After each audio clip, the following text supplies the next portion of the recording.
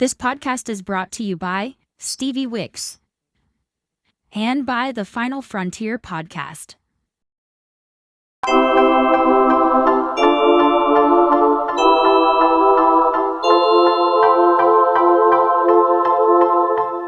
Excuse me.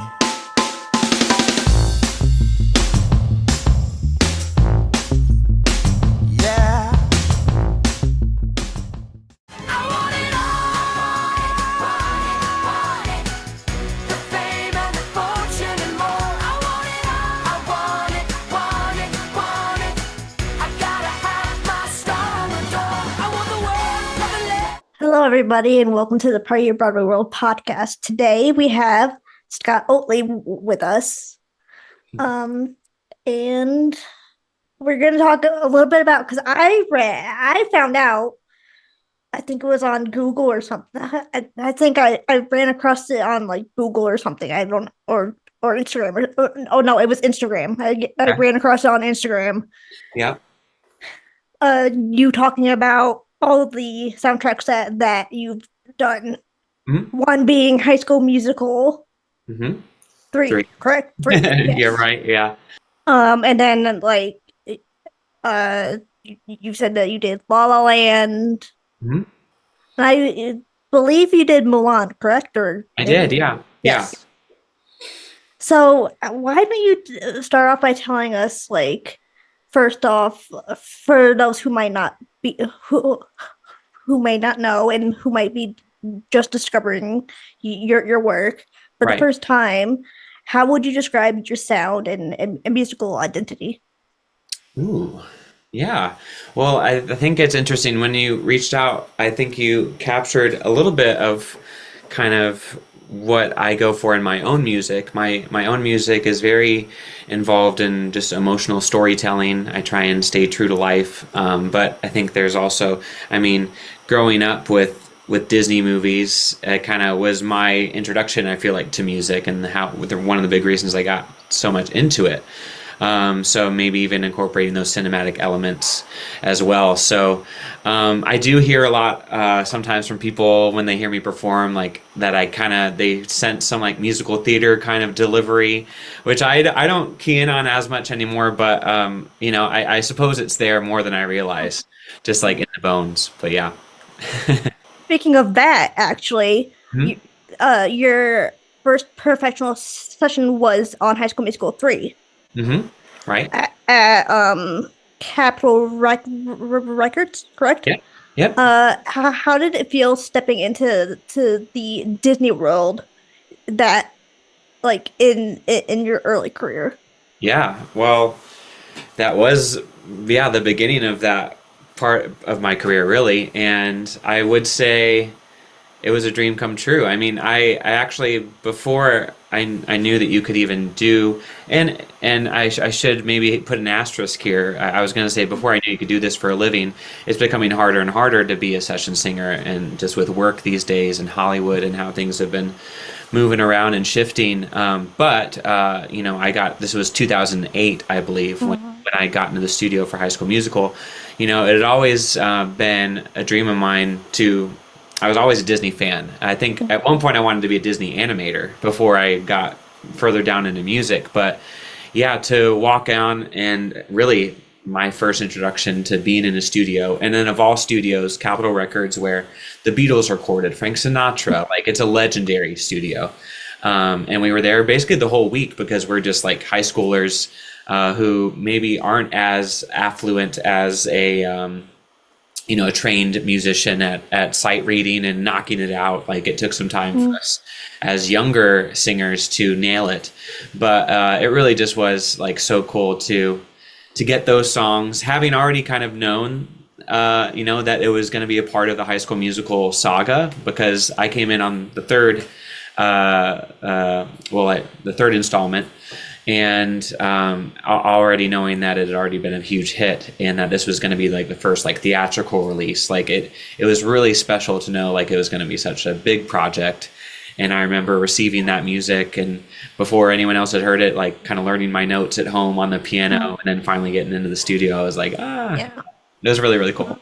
That kind of like as you were talking about how much you love Disney, I spot your Jack Skellington in the back. Oh, yeah, yeah.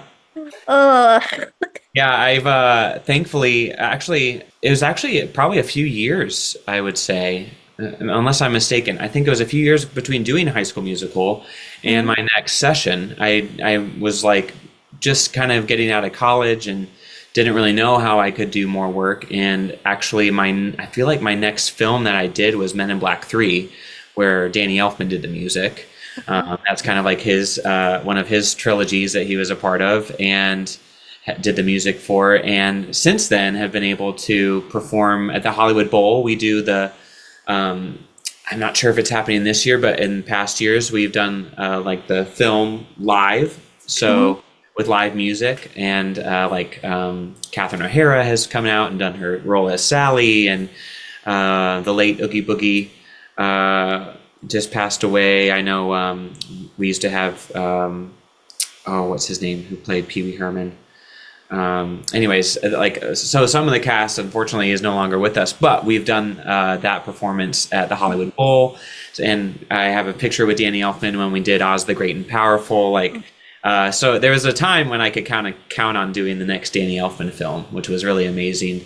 And so I have that. This is a new house, a new studio, so I don't have like the poster from the Hollywood Bowl up yet from those shows. But yeah, definitely got to sport the also. I love that so much. Fun fact, and if you watch some of them, and I'll send you links too if you want. I got to interview Bill Farmer. I did see that, actually. That's so amazing. How was that? Oh my God, it was a dream come true. Oh my God, I could die happy now. Yeah, right. It's so cool. I got the goof. You got the goof. You can stop now. Yeah. No, that's amazing. Wow. My producer slash editor and friend was like, Huh? you know, I've been doing podcasting for a while, and like you just keep winning, and I'm like, yeah, so I'll keep winning. I don't care. Nice.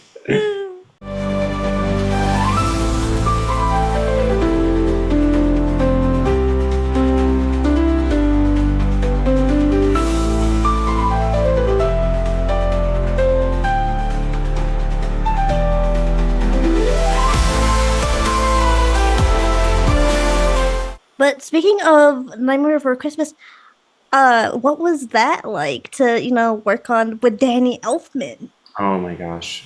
It really is. I was actually just talking with a friend of mine about this on Tuesday, who has been on a lot of those sessions with me. Mm-hmm. She sang on the latest, like Wicked, where she's like one of my greatest friends. And there's just like, and it's getting fewer and fewer far between. It's sad, but it's never lost on you when you walk into the Sony scoring stage, and it's where they did the original Wizard of Oz and all this stuff. Like, it's such a precious thing to be a part of. Mm. It's really, and you might get a call like that like once a year if you're lucky, but you do cherish it when you do. And so Nightmare Before Christmas is one of those instances where it's like I've done it several times now. At different venues. I think we've done it at the Hollywood Bowl pretty consistently. I think we did the Bowl, and then we did like the Nokia Theater, and then back to the Bowl over the last, like, I don't know how long they've been doing it now, maybe like 10 years or maybe closer to 5. But doing that is, one, it's like, it's a legendary stage, but then two, it's like from a movie and music that you grew up listening to. And it's almost like, especially as a member of the choir, which I'm normally a part of, we're kind of like in the back, and then it's the orchestra, and then of course like Danny and some of the featured singers that come on are up the front of the stage. So we kind of have one of the best seats in the house. It almost feels like we're just like immersed in the music, because we can kind of hear a little bit of the dialogue maybe playing in the theater, and then but we're right behind the percussion, and we're right with the orchestra. So it's a beautiful thing. And then we just stand up when our part comes, then we sit down, which is like we don't have that many cues in the movie. So it's almost like we just get to just sit there and enjoy it, and then sing for a few minutes, sit back down. So, but it really is really special. One time, my friend Berica May, she's an incredible singer and done many more films than I have, but she's actually become one of the Danny's like go-to singers who sings with him up front. And one of the first years we did it at the Bowl, I was telling her how like stoked I was that Catherine O'Hara was there, and she was like the singing voice of Sally, the voice of Sally, and she was like, "Oh, I'll go ask her." So she brought me to her dressing room. We knocked on her door, and and this is like the mom from Home Alone, like Yeah. this is like what? That's how I know her. That's how I know her. Yeah, right. And she was the sweetest. She was like, brought me into her dressing room. She was just like asking me all these questions. She showed me like on her phone, like from Halloween the previous year, her husband had wore her Home Alone 2 like short hair wig. She was just like so cool. But that was just like, it really is just pinch me moments, and it's I don't take it for granted for sure, and it's just the most fun, So it's really awesome. It seems so incredible to be able to do all that and work with so many amazing people. Yeah. So I wanted to touch back to, so you've sung soundtracks for pretty much everything from Sing to Mulan to La La Land. Yeah. Do you have a favorite behind the scenes memory from any of those Disney or Disney adjacent sessions? Yeah, man, it's what was I just thinking of? Well, I'm trying to think. Definitely, I mean, it's not Disney. I remember though when we did Jurassic World and singing John Williams like Jurassic Park theme, that was like what? I don't know if this is Disney adjacent. I guess it would technically be Warner Brothers because of the rights. But there was one time we were doing a session with Danny Elfman, and he was in the booth, and we had just sung a cue, and then he came on the intercom like in our headphones and was like, "That was great, but this next time can we make it a little bit more Edward Scissorhands?" And I was like, "Oh my gosh, yes!" Like I know what that means, Like I'm trying to think if there's more Disney specific. I'll make my way there. Okay, so La La Land, I remember walking in on too, and I think they might have had like a freeze. Sometimes they have a big screen behind us in those big studios where if you're in the booth, and a lot of times there might be like a producer, a director, people sitting in the booth watching what they're recording to, music-wise, whether that be the orchestra, which usually comes in before the choir, and just kind of can make little notes and see how it's actually playing into the scene. So sometimes we get like little sneak previews of what's happening. But I remember when La La Land, we walked in, it was maybe a freeze frame of Emma Stone and Ryan Gosling, and I was like, oh, interesting. Like this, no one had heard of it yet, and I was just like, looks like, and it was like, oh, I forget exactly, what was up, but I just remember thinking, oh, interesting, like an old Hollywood. I could tell from whatever we were doing that it was like an old Hollywood style approach, and I was like, oh, like old. This is like a classical, in the classic sense of musical, and so it was really cool to see that then become what it did, which was when we were learning Another Day of Sun and then singing that back, and then it becomes a huge soundtrack once the film is out. I will say, okay, so Disney wise. It was really fun to do the Jungle Book, the new animated one that Jon Favreau directed. I remember Richard Sherman was actually there, of the Sherman Brothers, who I think he just passed away recently, but obviously did all the music for Mary Poppins and all that. So that was like, and I actually have that a framed piece of music from him that he signed for me at that session.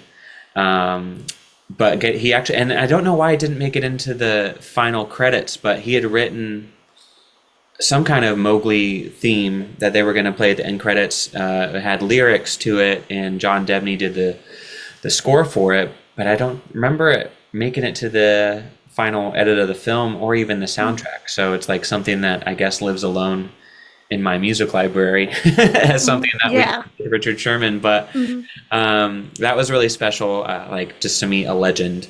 Like I mean, Mary Poppins is one of my favorite movies. Dick Van Dyke, Julie Andrews are like legends in my book. So, and then I guess to kind of cap it off, this one stands out was when we did Rogue One, a Star Wars story.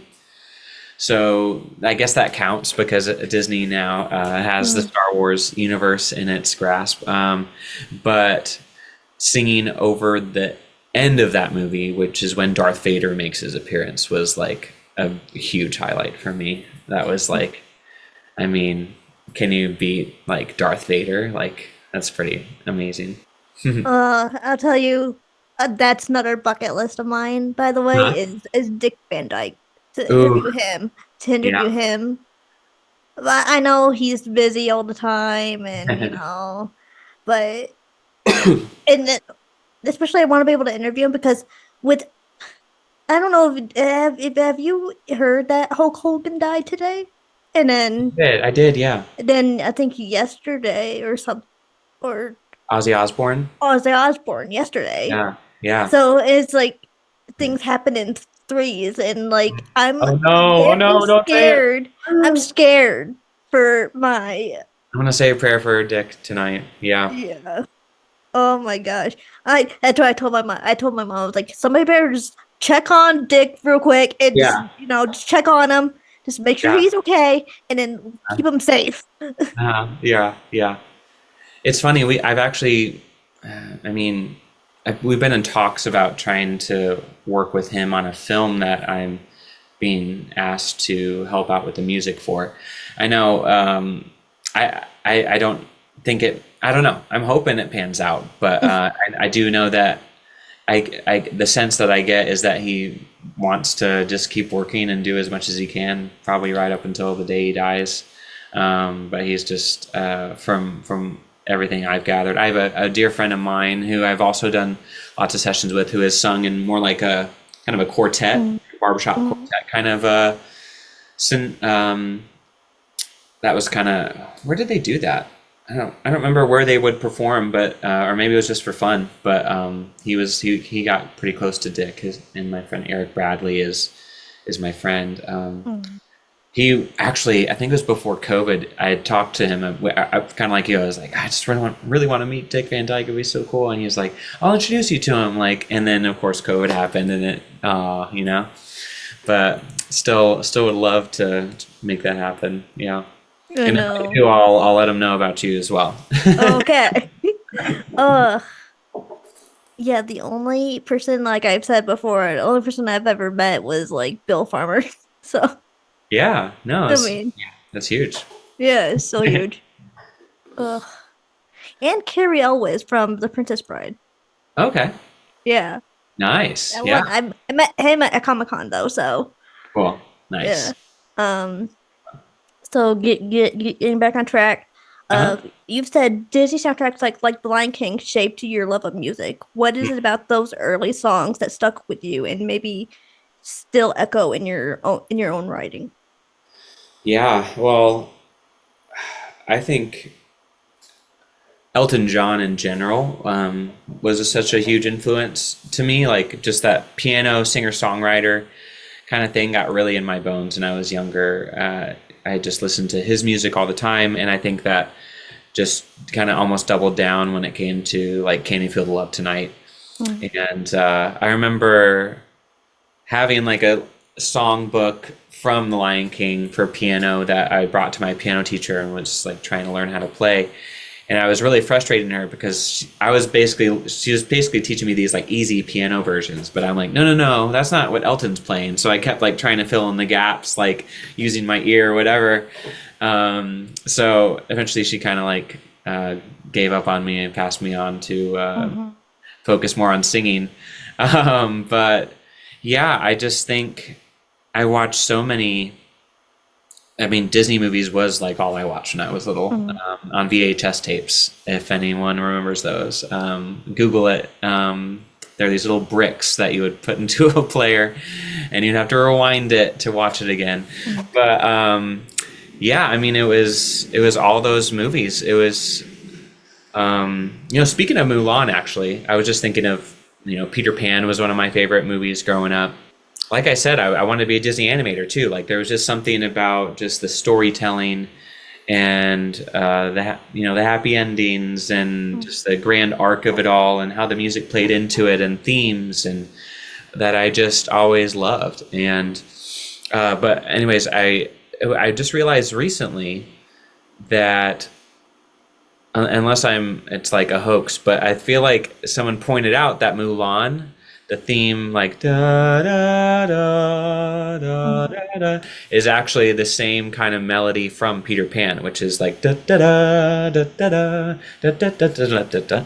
So that kind of blew my mind there for a minute. So like, go check it out. It's like very slowed down in the Mulan opening theme, but I was like, wait a minute, you know.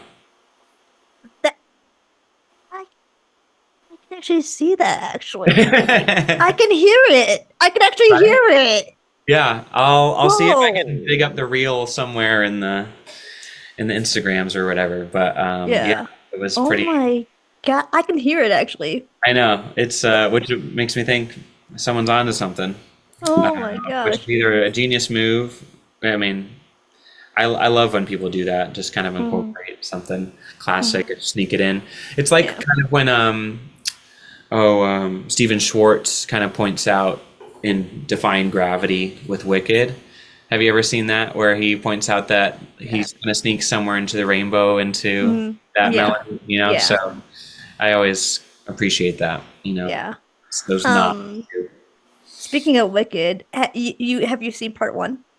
I have seen part 1. I was blown away. I cried at the very end. I cried. I like left the theater, tears flowing down my face, just like, oh my god.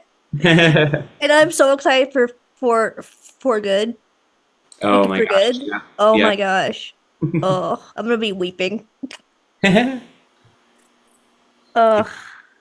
just I think the singers are probably getting ready to do part 2. You didn't hear it from me, but I think singers are getting in this week to do it. So it's coming along. Everyone in the podcast, shh. Keep the secret. So speaking of everything that we talked about before, if you had a chance to record a cover of any Disney song in your signature style, which one would you do? And why? Wow. In my signature style. Oh gosh. Like maybe I might say "Can You Feel the Love Tonight." That's just like goes right back to the beginning. It ties, I think, so well, and just to how much I connected with that song, with that movie, with Disney, with Elton. That would have to be one, probably, for sure. I also really, I don't think I could really do this stylistically in my own way, but "The Second Star to the Right" is one of my favorite songs from a Disney movie. Oh, there's so many though too, so it's like, yeah, I'm gonna go with that one for now. Okay. Tonight. I think I would do Okay. a decent job with that one. See, now that I'm also hearing, I feel like Second Star to the Right also has something to do with Mulan, but I can't. I feel like it. Now I'm just questioning every song from Peter Pan. I'm just questioning. Right. It's a conspiracy theory of Peter Pan in every Disney movie. Is that something there? No, probably not.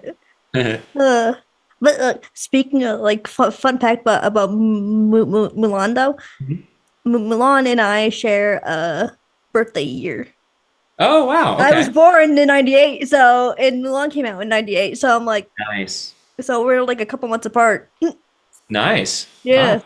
Yeah. That was a good movie, man. Oh, that was really good. Down to business. Live action, not so much. Live action kind of was bad. The Final Frontier podcast. These are the voyages of Jake Boger and Justin Spur.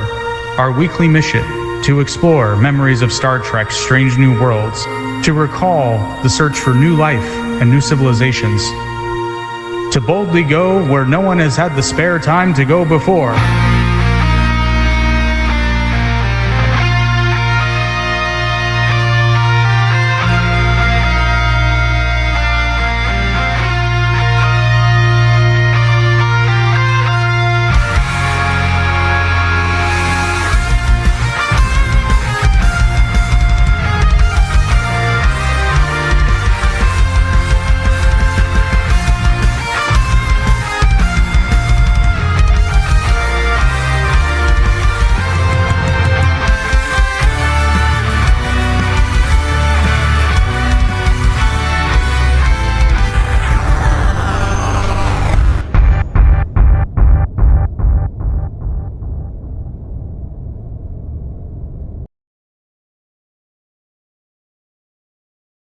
after years of work doing session work, what inspired you to step up as out as a solo artist and create Almost Gone?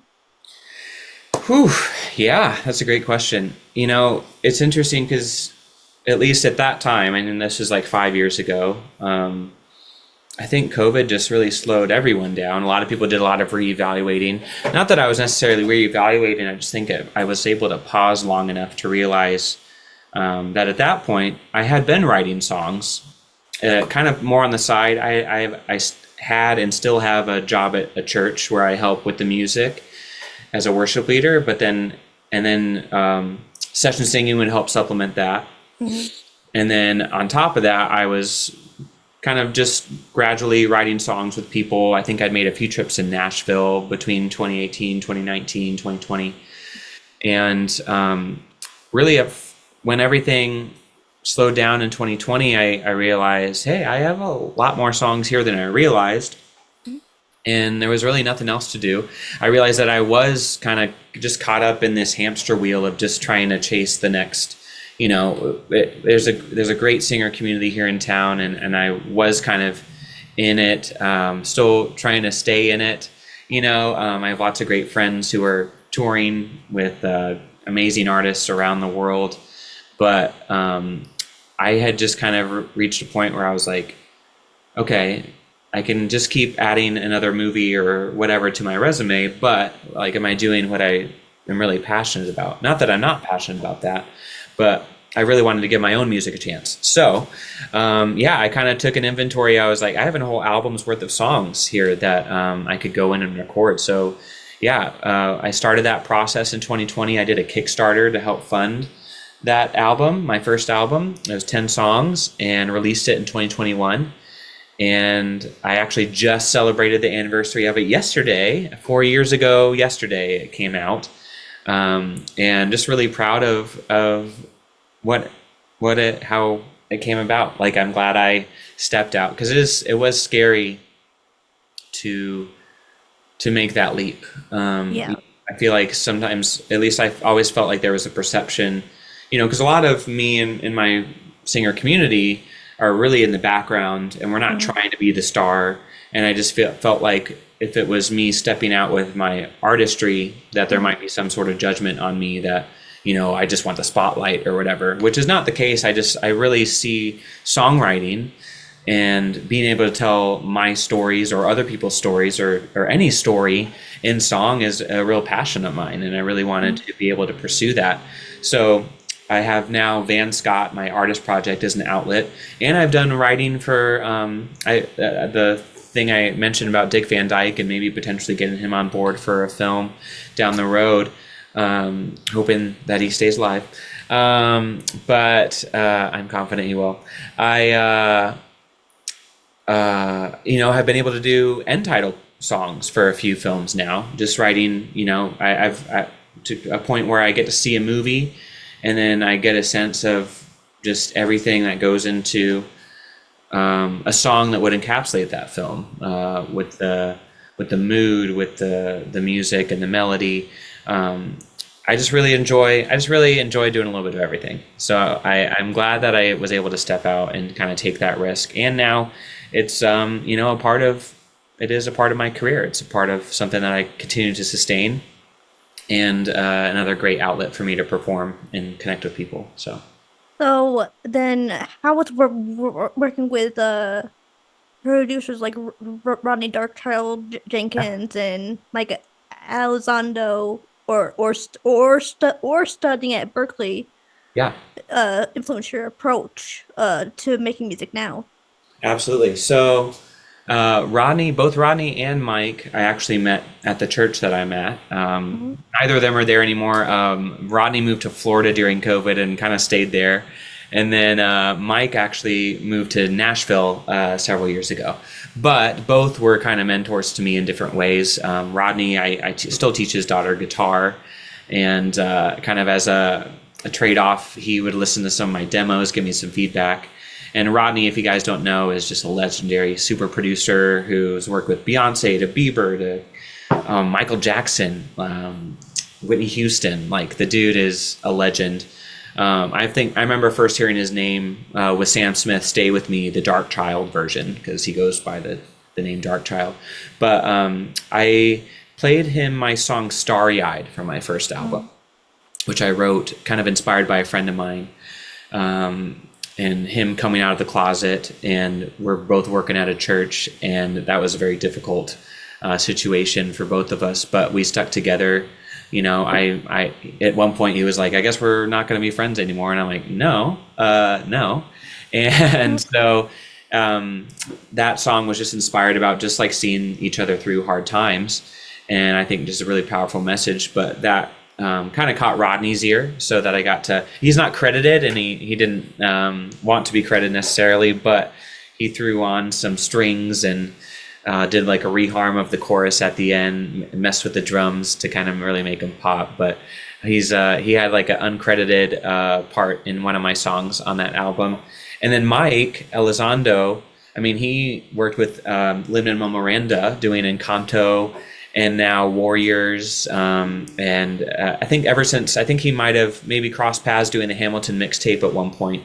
But I mean, but that's just one little microcosm of what Mike does, because he has worked with Ed Sheeran and Keith Urban and Carrie Underwood and Muse, and you know, it's just the guy is the most versatile producer I could imagine. Like he's like to be like him is my dream. But, and thankfully he was so kind and generous, and still, like, I was at his house in November at his studio, checking out his Nashville studio for the first time. He's just been so gracious to me. I'll just like share new music with him and give me feedback. And that kind of happened with basically my first set of demos that I kept sharing him new music. He was like, "I hear what you're doing here. Why don't you check out this artist?" And I remember Howard Jones was an artist that he pointed me out, turned me on to, and I'd never heard of before. Once I listened, I was like, "Oh, okay, I see what he's saying here." Like, the guy is I think a great producer, is a great musicologist, and the dude knows his music, and he really kind of just helped me discover my voice, so that by the time I finished my songs "Die Young," "Tough Love," and "Poster Boy," those were like the first 3 singles that I put out on that album. Those were all more or less like Mike Elizondo approved. He was, I kind of walked in one day and was like, "Mike, I don't care what you say, like, I'm ready to put these out." And I played it for him, and sure enough, he was like, yeah, you're there, you know? So it was kind of like a confirmation that, like, I had kind of finally reached this belief in my own music. And he definitely had a hand in helping me gain confidence and shaping me finding that musical voice. So that was really incredible. And then I guess just to finish off your question, with Berklee NYC, I was part of the inaugural class for Berklee NYC. It was Berklee School of Music is in Boston, but this is the first time they were doing a program in New York City. And it was a master's that kind of had a few different emphases. One was like lighting and experiential design. One was musical theater, writing for musical theater, writing, directing for musical theater, I believe. And then songwriting and production. So my emphasis was songwriting production under this master's degree umbrella. And like I said, the first year they did it in New York. So a friend of mine was that I had actually met through doing sessions here in town. The last time I had worked with him prior to going to New York, we actually worked with Cynthia Erivo and sang with her at the Oscars for her song "Stand Up," which was in the Harriet Tubman biopic that she was a part of. And that was like the last gig I did before everything shut down after COVID. It was it was pretty epic to sing at the Oscars, and tight security, because every celebrity you can imagine is in there. But anyways, Will Wells is that producer, and he was directing the program. Told me about Berklee NYC. He said you should check it out. You know, this was summer of 2021 that the program was beginning, and stuff hadn't quite opened because of COVID. So I was like, you know, if I'm going to keep growing, I mean, the con was that I had just released my album, like I said, 4 years ago yesterday. Mm-hmm. So I killed any momentum that album had by going back to school. But I was going to study the craft that I've only up until that point really just kind of learned by experience, never really through a study. So I think it was worthwhile for me to spend that year at school, really study the craft of songwriting. I think I just really kind of dove deep. Having just released my first album, thought to myself, what am I going to do for my second album? And I decided to write about my experience. It was kind of a love song oriented album that follows everything from meeting the girl to being desperately in love and then breaking up and then, oh, I'll never find anyone ever again. So that was kind of the exploration I did, but kind of being able to tell my own story in those kinds of songs. I also feel like being in New York and just living in my apartment, and a guitar, was like just bare bones songwriting. So that was a really good experience for me. So being in New York, kind of in a new element, being inspired by different ways, was a really great way to grow as a songwriter. And speaking of people that you've worked with composers Danny Elfman, like you've mentioned before, and Michael Giacchino. If you could collaborate with a Disney or Broadway composer on a full musical project, who would it be, and what kind of story would you want to tell? Ooh, wow. Disney or Broadway composer. I was actually just thinking about this the other day. And I think that there's been some iteration of it. And maybe I should keep it to myself in case we do it. No, just kidding. I'm a big fan of Disney's The Robin Hood. Mm-hmm. I love the music. There's just something about that movie that and just Robin Hood in general, I've loved. I kind of have a little bit of a fascination over. Even like Robin Hood, Prince of Thieves with Kevin Costner was a great iteration of that. I feel like doing some kind of like Broadway interpretation of that, but like I would want to tell it in like a fresh way, I feel like that's something that's like in my brain that would be kind of fun. As far as who to collaborate with, oh man, someone told me recently, is Giacchino like more or less retired and like his son is doing a lot of composing now? Like, I don't know. Let's see. Who would I work with? Sometimes I get crippled by having to give like the perfect answer. So I'm just gonna say, I mean, if I could partner with Elton, that would be really dope.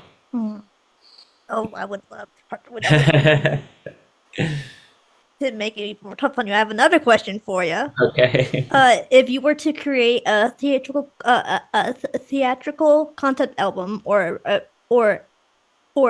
original stage musical, what kind of themes or characters would you want to explore? Wow. Oof. Yeah. Theatrical production themes. I think I would probably kind of harkening back to what I was kind of saying about my friend who inspired my song Starry-Eyed. That really opened, my best friend kind of coming out of the closet really opened up my eyes a lot to the LGBTQ community.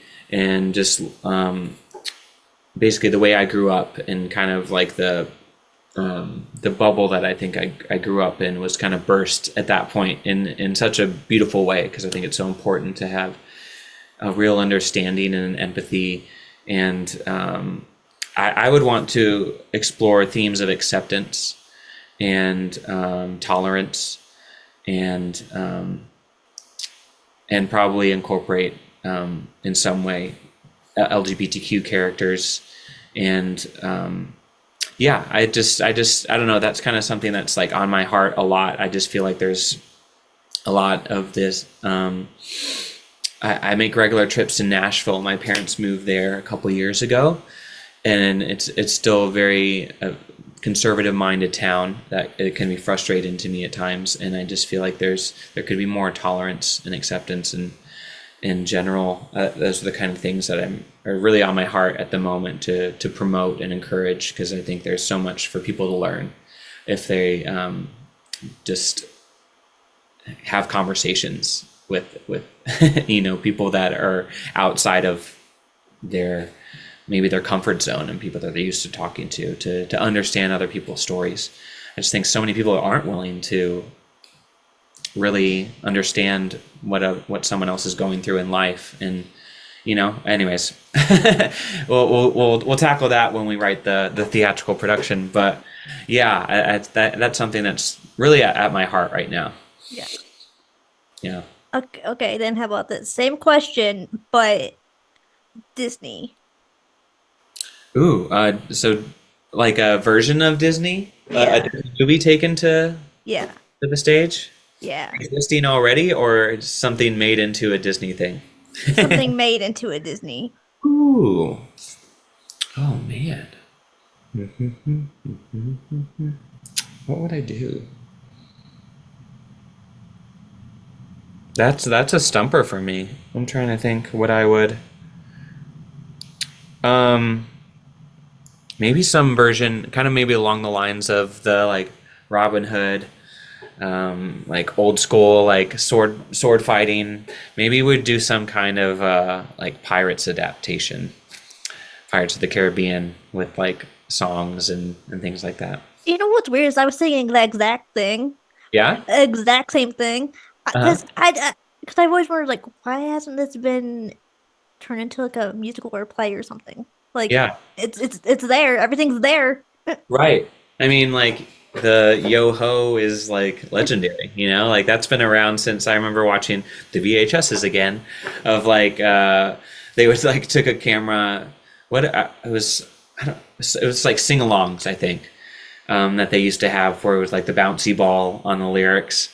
You might have to Google it if you don't know what I'm talking about, but it was like grim grinning ghosts, all the villains dancing in front of the Haunted Mansion, and then there was also a segment where they like took you through the pirates ride, and all the pirates are singing yo ho, like that. That's like, that would be, I mean, an easy starting point to get rolling with. Yeah, a Disney adaptation of pirates. Well, they already have like Pirates of Pinaz or whatever it's called, and so why not just do Pirates of the Caribbean too? True. That's right, Broadway. Get on that. Disney and Broadway, right? get on that. So I have some fun questions for like a fun little wrap up. Okay. Imagine you're performing live at Disney's Hyperion Theater or on Broadway. What's your dream set list or number to perform? Ooh.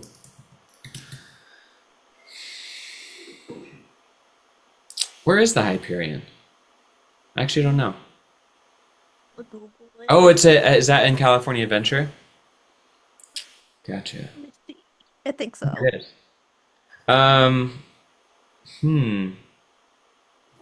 Yeah, it's at Disneyland. It's in Anaheim. Okay. Okay, set list. I want to go set list. I would do, I don't know what it's called exactly, but the Robin Hood and Little John rocked in the forest. I love that. Fun. Feel like I'd have to throw in some Aladdin in there, like oh man, what's the opening song? One jump. Oh, what's the title of that song? It's called One Jump?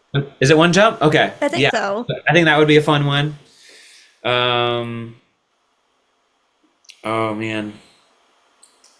I mean, we've already obviously said like Candy for the Love Tonight would be one to throw in there. Okay, yep, it's called One Jump Ahead. Oh, okay, perfect. Thank you. And maybe something from Mary Poppins would be fun. I'm gonna quick look up the songs. Like Spoonful of Sugar would be fun. Mhm. Yeah. Anyways, those would definitely be ones that would make into the set list for sure. For fans new to your music, what's the one original song you'd recommend they listen to first, especially if you love Disney and or especially if they love Disney and theatrical storytelling? Hmm. I might say Clear Paris Day. Mhm. It's based on a true story, and it's just about being in love and in Paris, and I was actually just in Paris last month. I did a tour through Europe and played some shows, but that song basically is a reflection on this romantic getaway where it just felt like the most in love I've ever been, and just kind of has little anecdotes of, that you would pick up on whether you've been to Paris or not. Seeing the Mona Lisa and walking down Les Champs-Élysées and getting a crepe with Grand Marnier. I feel like that is easily kind of bringing a story to life in the music. So that's a good place to start. That's on my last album, Songs I Never Wrote, because they would have been about you. Uh, um, and this is a question that's not on my list, but I just thought of this. Yeah. What like since you've done so many soundtracks for like Disney and stuff, hmm what other soundtracks would you like love to do? Mm. Oh man, I feel I would really love to have done Wicked 2. I think I might have missed that boat. I went away to New York, and I haven't really gotten back into the LA scene enough to maybe make that call. 'Cause so many of my friends were on the part one. I was like so jealous, but happy for them at the same time. What else would I want to be a part of? I mean, I'd have to look at like what's on the docket. I think like it'll be fun to maybe be a part of. Uh, I don't know. Is there anything like Disney's bringing to life that we're excited about that I haven't thought of? Like, I mean, there's the new Hopper movie, but like that's already done and like Okay. it's already Yeah. filmed and stuff. And Yeah. Well, the funny thing is that we usually go on to, we're like one of the last things on a film as the choir. Like it's shot maybe like something like the Jungle Book, like they're still doing VFX and maybe Yeah. walking in the edit, but we've been such a last minute addition to the film that up until recently, I think now we'll get our names in the credits when the credits roll, but there was a time when the credits were already done. We just Yeah. sang over them, and so we're Yeah. basically the only thing you'd find us credited is maybe like online on IMDb, or if you actually bought a CD of the soundtrack.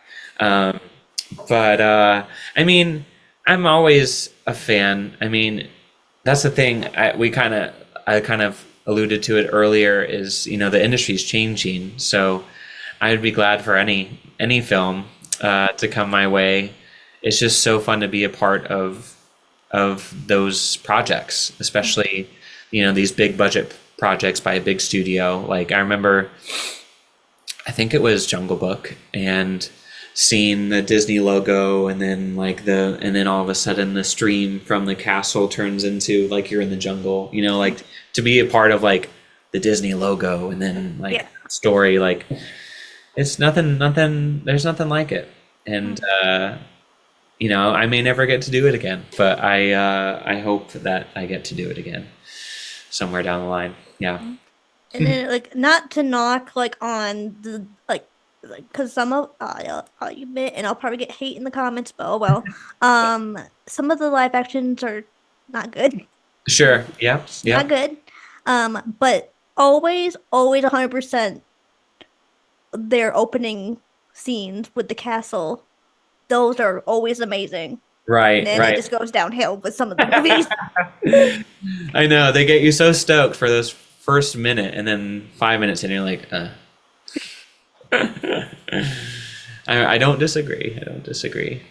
I mean, Beauty and the Beast was great. I love Beauty and the Beast. I did like Beauty and the Beast. Yeah. Yeah. I just recently